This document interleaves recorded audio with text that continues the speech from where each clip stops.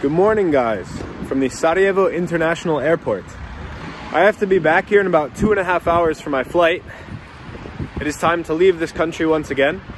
But for those next 2.5 hours, we're going to do a little adventurizing. See, this international airport is not like other international airports. This airport is just a normal small airport, has maybe 15 flights a day. It's not very busy and it's very efficient. In fact, it's probably the most efficient thing in this entire country. But you see, the airport wasn't always like this. For a period of 4 years in the early to mid 1990s, this airport was the lifeline of an entire city. From 1992 to 1995, this airport was the only way to get goods and people in and out of Sarajevo, because the city was under siege. And hopefully in this video, I'll be able to show you just exactly how that worked. In April 1992, Bosnia and Herzegovina officially declared its independence from Yugoslavia, and war had broken out throughout the country. Within weeks, the Yugoslav army, along with the Bosnian Serb army, had surrounded the capital Sarajevo and had begun shelling the city. This was the beginning of a deadly siege that would last almost 4 years and claim the lives of over 11,000 people. It is considered to be the longest siege of a capital city in the history of modern warfare, and it led to catastrophic living conditions within the city, which was pounded by artillery and sniper fire every day between April 1992 and the end of 1995. This video is not meant to cover the history of the war or of the siege itself, so I recommend you do some reading or watching about these topics if you're curious. I'll link some relevant videos in the description. By May 1992, the Yugoslav army had completely surrounded the city, and crucially had taken control of the Sarajevo airport. As the situation deteriorated, the United Nations set up a force called the UN Protection Force, or UNPROFOR, which decided that it should take control of the airport to allow humanitarian aid to be flown in for civilians. Control of the airport was handed over to the UN in late June of 1992, roughly 3 months after the siege had started. However, the humanitarian aid provided by the UN was often not enough to survive and lacked many everyday essentials. Therefore, desperate people used this weak spot of the siege, so to speak, at the airport and would cross the runway to get supplies, weapons, and people in and out of Sarajevo. However, crossing the runway was often unsafe as it was exposed to sniper fire, and as a result, hundreds were killed trying to enter or exit the city via the airport. As the situation became more desperate, another way to get goods and people in and out of the city was needed, and by 1993, the idea of building a tunnel under the relative safety of the UN-controlled airport had been conceived.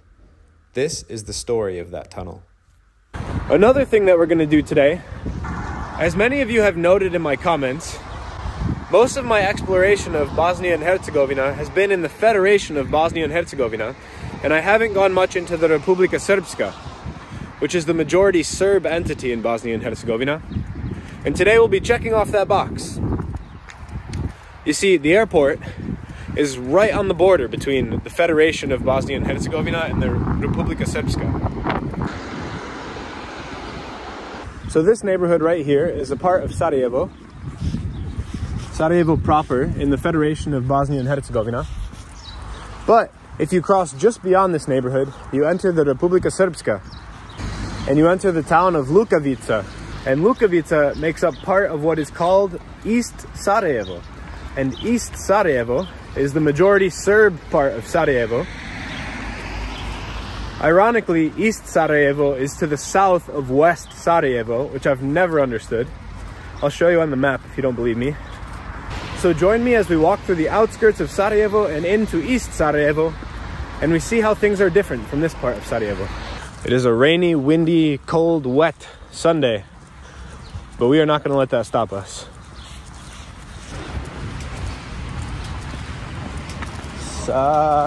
Sarajevo. And check it out, guys. It's a Bosnian residential neighborhood where the residents of Bosnia reside. I'm really interested to see once we cross the border into the Republika Srpska how different things will be. Will it just feel the same? Will it be the same but with different flags? Or will there be a noticeable difference? Let's find out.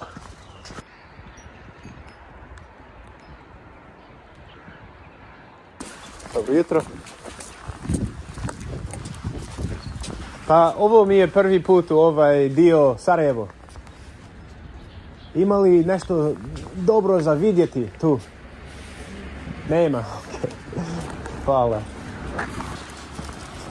Well, there you have it. Straight from one of the babas of this neighborhood. There's nothing to see here. The rain has started to pick up. And right now we're about a half mile from the border of the Federation and the Republika Srpska. Well, you can't really read this too well, but this is a sign to the Dobrinja Brigada, so the brigade that was from this town, and it says da se ne zaboravi, so that you don't forget. And this is of course the army of the Republic of Bosnia and Herzegovina, because this area was right on the front lines of the Siege of Sarajevo for 4 years. I don't know if this part was occupied by the Bosnian Serb army or exactly what the situation was here, but there definitely would have been a lot of fighting near here. And right over here there's a mosque, but I'm guessing that within the next 10 minutes or so, the mosques will give way to Orthodox churches as we enter the Serb majority East Sarajevo.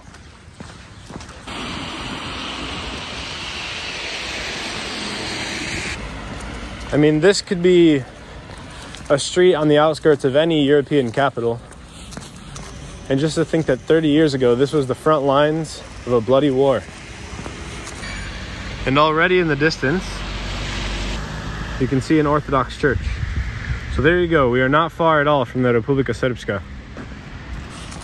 And Bosnia and Herzegovina is famous, or infamous, for having one of the most complicated political systems in the world.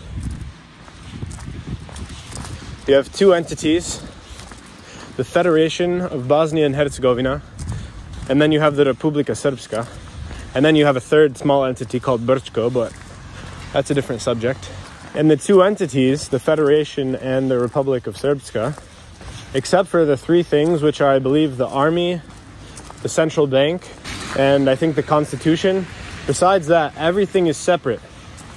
Transportation is separate, which is why you have two separate railroad lines in this country. The education systems are separate, and just about anything else you can think of is separate. And so there's no sign or anything telling us that we've entered the Republika Srpska.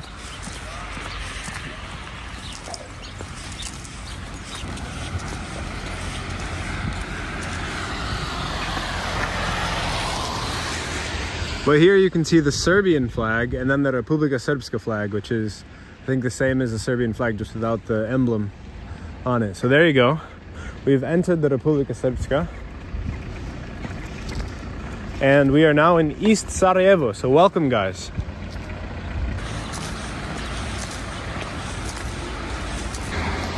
And here you can see this bus is going to Belgrade. And I'll explain why that's significant in a second. So yeah, that bus that just passed and this bus here, they go to Belgrade. So this is the Autobuska stanica of Istočno Sarajevo, or in other words, the bus station of East Sarajevo. And you'll see here that the letters on the signs for the bus station are all in Cyrillic. Now, both alphabets, the Latin and Cyrillic alphabet, are both official alphabets of Bosnia and Herzegovina. But here you can see this one is in Cyrillic, but you would never see a bus station over on the other side in the Federation that would have the Cyrillic alphabet. And if you want to take a bus from Sarajevo to Belgrade, well, you have to come here. You can't take a bus from the main Sarajevo station to Belgrade. You have to come to East Sarajevo, which is the Serb majority part of Sarajevo. And then you can take a bus from here to Belgrade, and I'm sure there are other places in Serbia and the Republika Srpska where you can take buses from here. Here's another sign, all in Cyrillic, pointing to a church just down the road. And even the beers that they have changed. Over here you see they have Jelin beer. Jelin is a Serbian beer. You probably wouldn't see that beer too much over in the Federation of Bosnia and Herzegovina.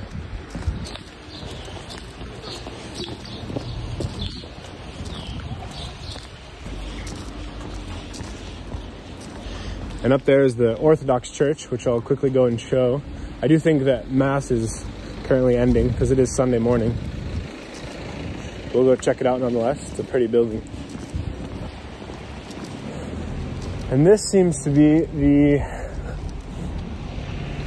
main drag, sort of Lukavica or of East Sarajevo. I don't know, but nice little area here.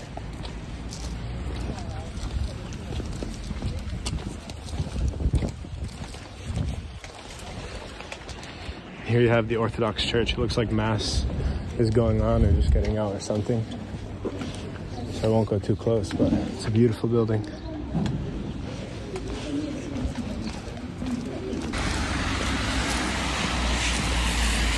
Now, I'm not sure how this works in practice, but according to the map, the left is Republika Srpska and the right is the Federation of Bosnia and Herzegovina.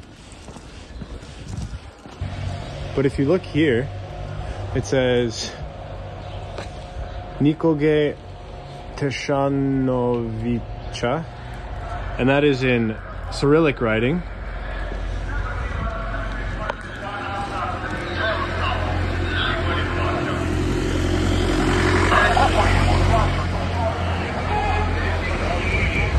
Does anybody know what these vans are that just drive around with like speakers playing? Because I really don't understand it. And then on this side of the street, it says Trg Sabora Bosanskog, which means like the square of the Assembly of Bosnia. So maybe it really is divided along this street because you have Cyrillic on this side and you have Latin on this side. And this square is kind of the dividing line here. And we're gonna kind of, as we walk to the other side of the airport, we're gonna kind of zigzag along the line of the border between the Republic of Srpska and the Federation of Bosnia and Herzegovina. All right, now this is interesting because this is the same square. And as we just saw on this side, it's called the Trg Sabora Bosanska. But this here says Trg Kralj Aleksandra, which means the square of King Alexander. So that's interesting. It seems like the two different sides of the road have different names for the square. Even here, the graffiti is in Cyrillic. And over here, the graffiti is in Latin. Really interesting stuff here, guys. We have to keep moving.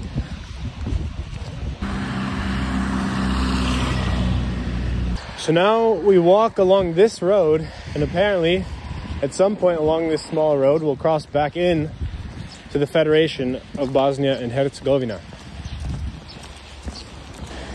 And now it's really starting to become more of a village feel. The houses are more spread out.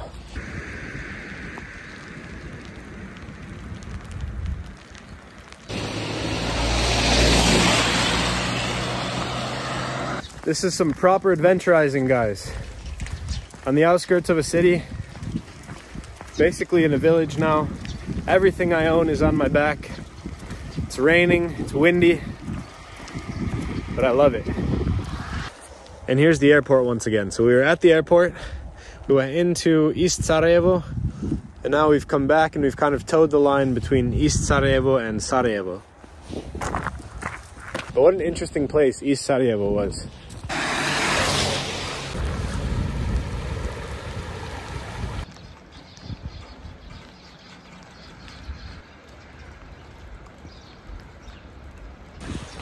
So we're almost at our destination now, and then I'll be able to show you exactly how this airport became the lifeline of the city of Sarajevo while it was besieged. Ulica Tuneli. This is the street of the tunnel.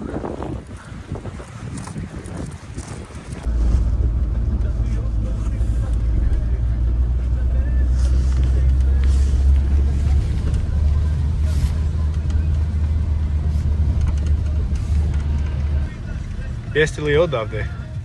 Od Sarajevo? Vi ste od Sarajevo? Tu živim, tu.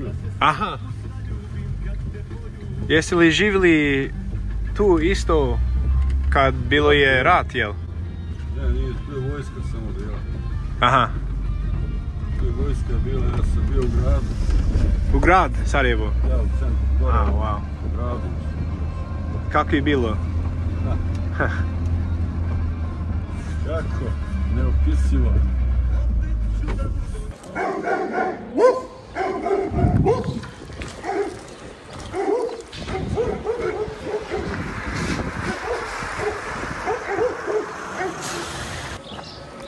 Kako ste? Pa idem za vidjeti tunel. Evo, tu tamo. Da, da. Zadnja kuća odmah tamo. Aha. 100 metara. A ovdje ne informacija, samo ovdje na aerodromu. Na ovoj pisti je poginulo 1000 ljudi dok nije tunel prokopan. And this tunnel, which I'll show you in just a second, was legitimately the lifeline of the people of Sarajevo. We met with that lady Behia who sold us the socks in Gorazde, and she told us that without the Tunnel of Hope, the city of Sarajevo would have starved. And I'll show you the tunnel in a second, but first here's a diagram of the tunnel. It was about 800 meters long, and it started just in this house, and then went under the Sarajevo runway, which is just over there. And here's a diagram of it. So since there was no good way to get things in and out of the city, you can see in January 1993, a nail was hammered into the wall of the Kolar family's house, defining the tunnel direction. This was the beginning of the construction. In June 1993, the Bosnian Serb army must have realized what was going on because they bombed the tunnel. 4,500 shells hit the tunnel site. 1 person was killed and 4 wounded. And finally, on July 30th, 1993, 2 people digging from opposite sides joined hands somewhere under the airport. On this day, Sarajevo got a small but safe passage, the connection with the free territories of Bosnia and Herzegovina, which was this direction. This was controlled by the army of the Federation of Bosnia and Herzegovina. And so this house, which was the Kolar family, was the site of the tunnel that was built under the airport, connecting it to the city of Sarajevo, which was also controlled by the Bosnian forces in Sarajevo. Jeste li bili u tunel u ratu? Jel? Ja sam prolazio tunel. Prolazio sad preko piste prije nego što je prokopan tunel. Vi ste pomogli ponijeti hrana i to? Ili... Pa moralo se prelaziti zbog hrane, zato što je hrana koja je dolazila, odnosno pomoć humanitarna, dolazila je aviomostom, znači avionima na aerodrom i kopnenim putem. Ona je bila nedovoljna za preživljavanje. Zdravo. Zdravo. Koliko je samo za vidjeti tunel? Jedna je ulaznica, znači za sve 15 maraka. Ok, 15 maraka. Evo. Evo, izvolite. Hvala. Hvala.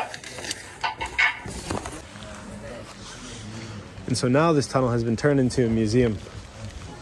And now we're going to enter that museum and see what the tunnel looked like. I don't know why the guy would even let me come in here if all I wanted to do was see the tunnel. But this is the tunnel here. Again, this is just a short section of it, but this was 800 meters long and it went under the Sarajevo airport. Okay, guys. There's actually another part of the tunnel that we can see. Here we go. Here's the entrance.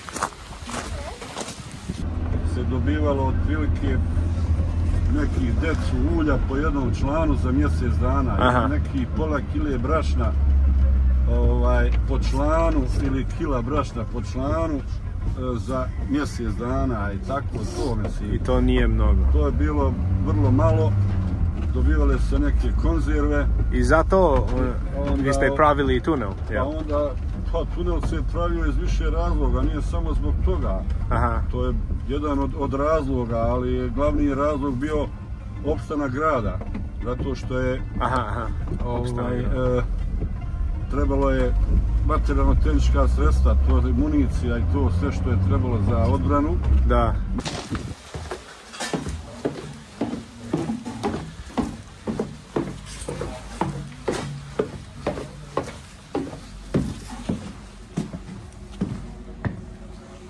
And so here you can see what it would have been like. So here you have this cart, and this is essentially what people would have pushed down these tracks. 800 meters they would have pushed these carts, including Behia's brother. So Behia, again, I keep referencing this woman from my other video that I met. She would send food to the tunnel, and then it would get brought through here by her brother and others. And I mean, it is not very high. I mean, I'm not a tall person. I'm like 5'9", and I can't even stand up in here, or else I'll hit my head. So yeah, you gotta crouch low. Onda kroz tunel je provučena i dio struje za grad, znači samo za posebne potrebe, za bolnicu i tako dalje. A onda isto tako jedan dio je cijevi su stavljene za naftu, a cisterna tamo dođe pa se nafta... Nafta, šta je nafta? Gorivo, dizel. A, da. Kažem, tu je više razloga, ranjenici koji su s ovog područja trebali gore u klinički centar da se prebace, poginuli, ne znam, odande se prebacivali za sahrane i tako dalje. And this is the kind of ingenuity that the people had to have in order to survive while they were being besieged for almost 4 years. And the tunnel was the lifeline of the city for about 3 years. So yeah, this is about 100 meters of it, and this is kind of restored, you know, like these aren't the original wood panels, but this gives you a sense of what this was like 30 years ago. If you wanted cigarettes, if you wanted anything other than what the UN was giving, if you wanted your favorite snack from home, then you basically had to get it from this tunnel. And now we're somewhere under the airport of Sarajevo.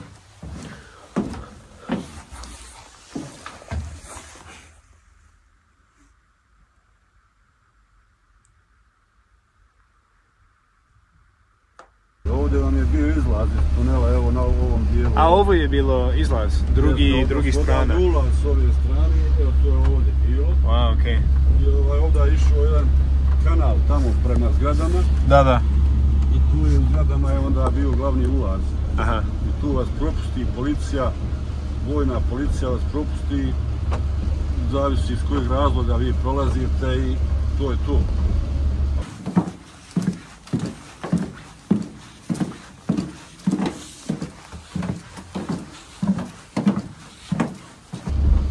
Ovaj dio su ovdje držali četnici, ovo naselje ovdje. Aerodrom je preuzeo UNPROFOR na početku, kad je rat počeo. I oni su kasnije to preuzeli, tako da je bilo lakše, jer dok su ovi držali, četnici držali, to je bilo otežano po pitanju, nije se moglo ni prelaziti, ona je pista, nikako da se pretrčava, tako da, međutim kad su preuzeli UNPROFOR, da smo mi prelazili, pa je bilo tu sa njima isto komplikacija i svađa i svašta nešto, raznih situacija i komičnih i svakakvih. Oni nisu dozvoljavali da se prelazi i tako dalje. Ovi su pucali odozgo, ono gdje sam vam ja pokazao, odozgo su oni pucali niz pistu i koga pogode.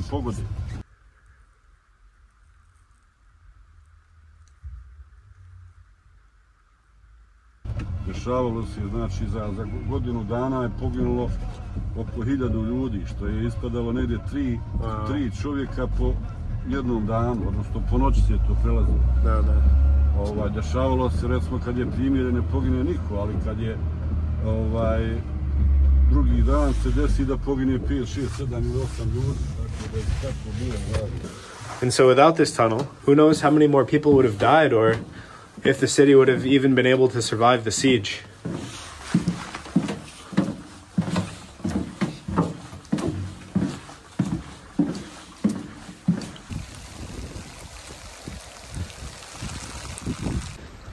Here you have this truck made by Zastava, the same manufacturer as the Yugo car, the famous, infamous Yugo.